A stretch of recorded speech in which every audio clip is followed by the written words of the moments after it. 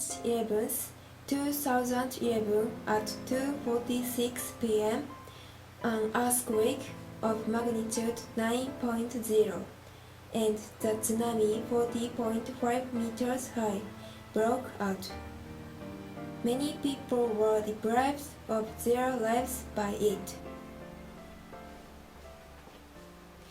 Hello everyone, I am Mio Nakamoto, a Kanto Gakuin University student. I was involved in volunteer work sponsored by my university in August of 2011 as well as August of the following year. I spent this time as a student volunteer in Minami Sanrik town of Miyagi Prefecture. I would like to report on the recent condition of the area and the progress of the recovery.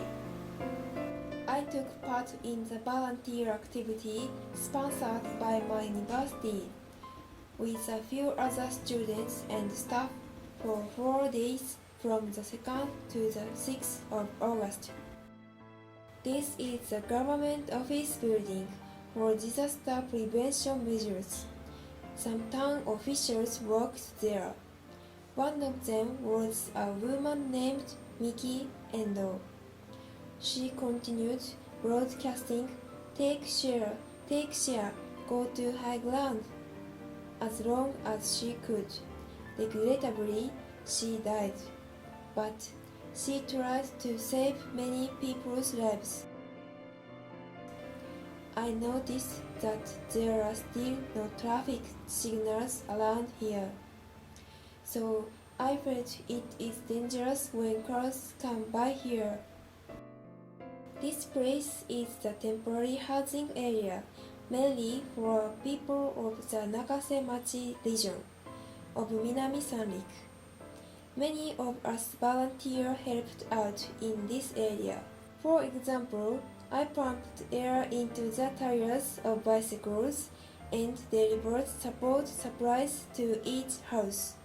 When I walked a short distance from there, I found houses that were destroyed by the earthquake and tsunami. For example, all the windows were broken and there was no glass left. I took these pictures while my bus passed along the Ishinomaki Highway. The piles of stuff consist of cars and the wood from houses which were destroyed by the earthquake and tsunami.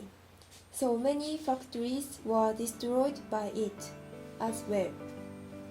I once again took part in volunteer activities sponsored by my university with a few other students and staff for 3 days in 2012 from August 1st to 4th.